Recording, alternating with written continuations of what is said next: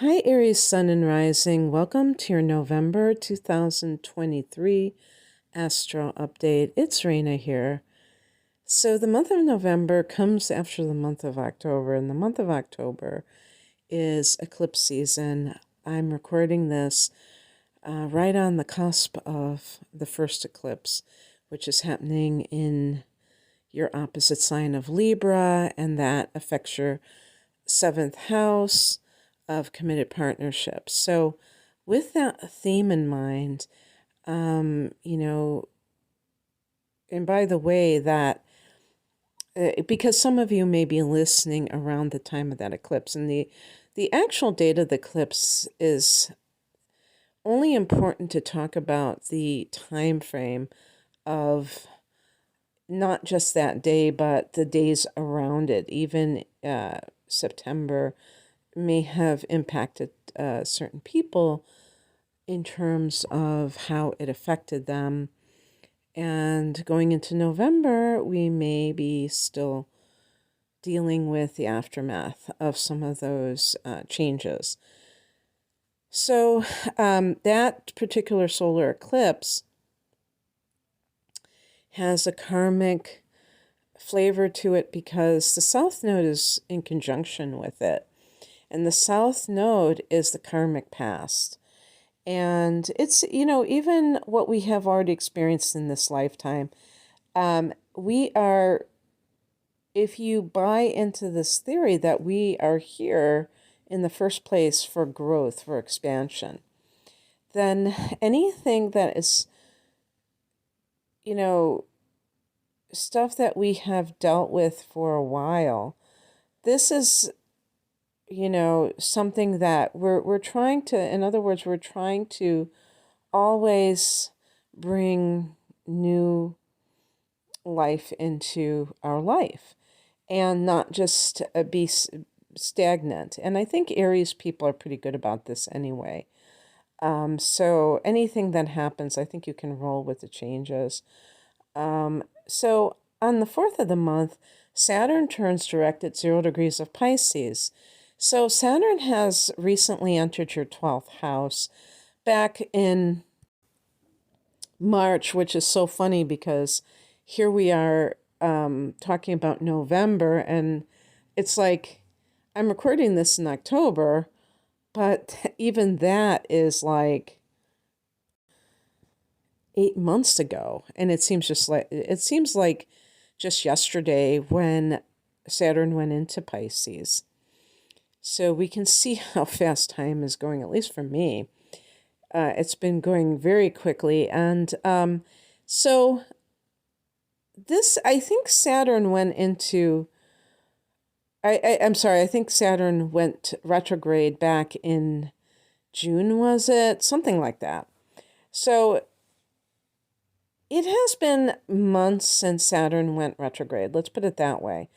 And how this may have impacted you in the 12th house is that you were directing a lot of the things that maybe the 12th house can be like bad habits and, like self-defeating patterns, and also even like hidden enemies, karma.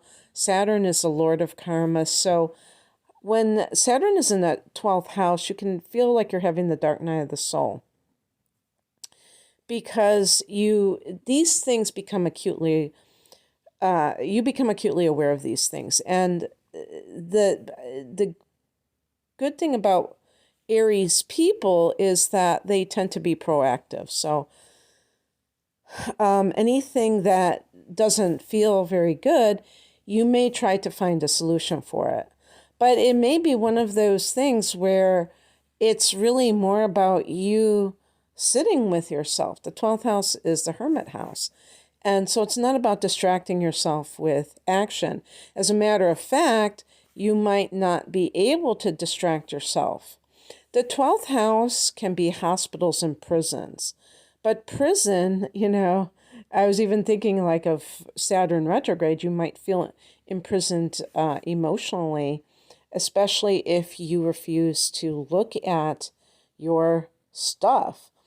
So suffice it to say, this has been a very introspective time where maybe you kind of call yourself on the carpet and say, look, I can't keep blaming other people. Yes, if you had an effed up childhood and that's why you have an addiction or some other escapist tendency that you use as a soothing, mechanism or whatever. Yes, there might be some very good reasons why you got to where you are, but you're kind of like saying, okay, but now I'm an adult. I'm not helpless anymore. What can I do about this?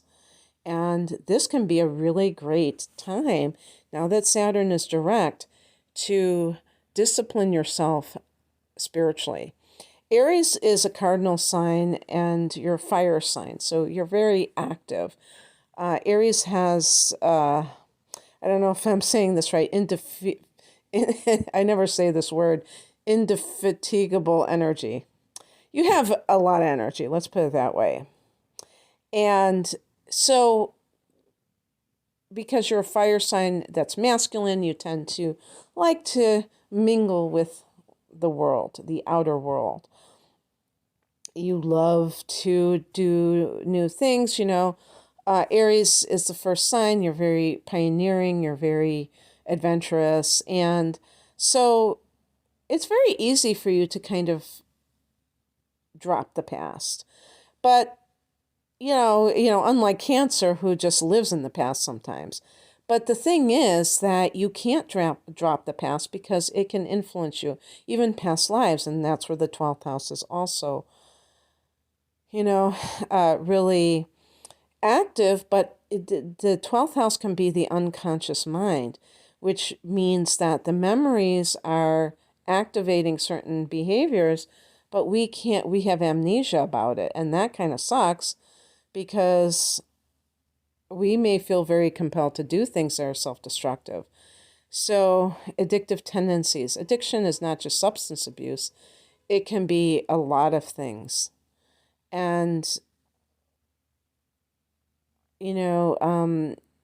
meditation and other spiritual practices are really good for balancing out a person's nature so that they're not like for instance, Aries people, you may have you may have a lot of lust, you may have a high sex drive, and because this has some basis in biology, like, we have bodies, so these things happen.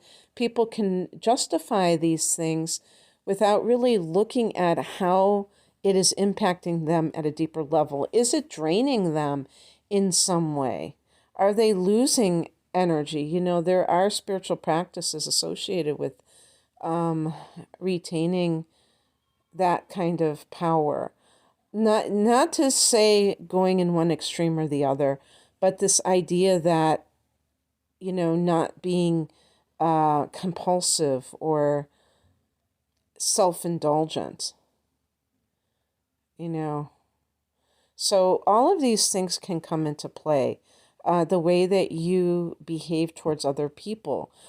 Because Chiron is in your sign, this is going to make you more, I think, make you more open to change, because you're going to you're going to feel vulnerable. And it's good for Aries people to feel vulnerable because you are the warrior. And if the warrior is always fighting a new battle and they want to appear invulnerable so they can seem tough, that can work against you sometimes when you need to really look at your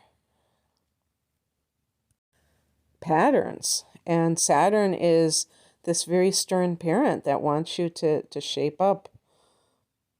I was going to say or ship out, but no, you can't ship out. You have to face those demons.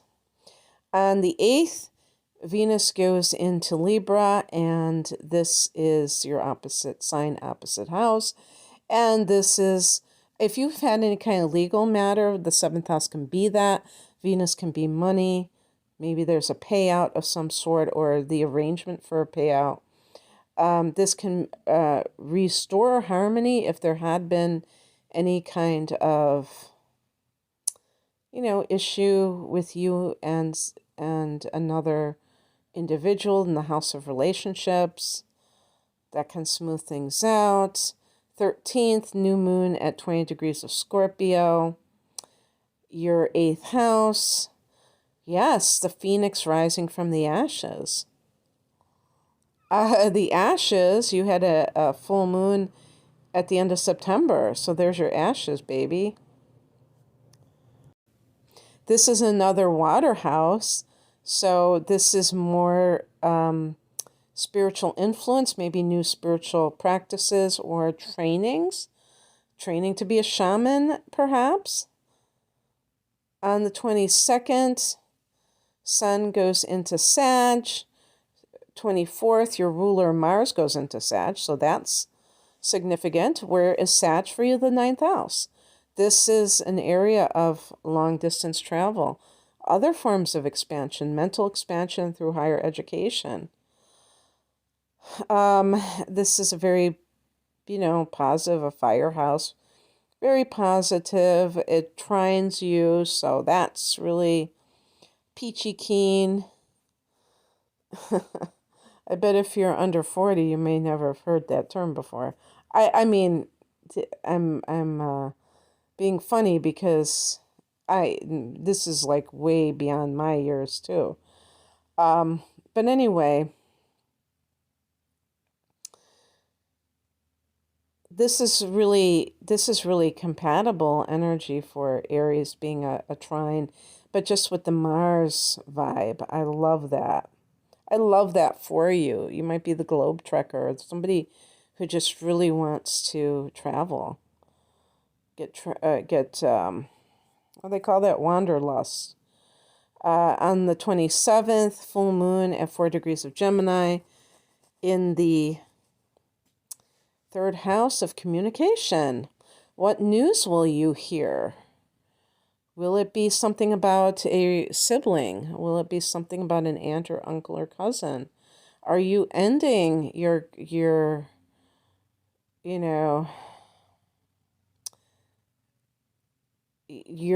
dealings with one of these people?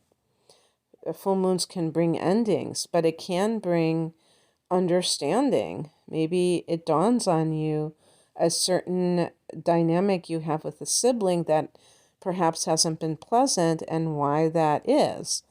Maybe you see the reasons why it has been this way, and that could mean that you have a whole new way of looking at things. Now, you did have Mars in Gemini for 7 months, from 2022 to early 2023. So for some of you, this may have been some kind of protracted fight that now is seeing the last phase of it. And so that's what I have for you, Aries. I hope that this resonated. If you would like a private reading, the link is below. Take care. Bye.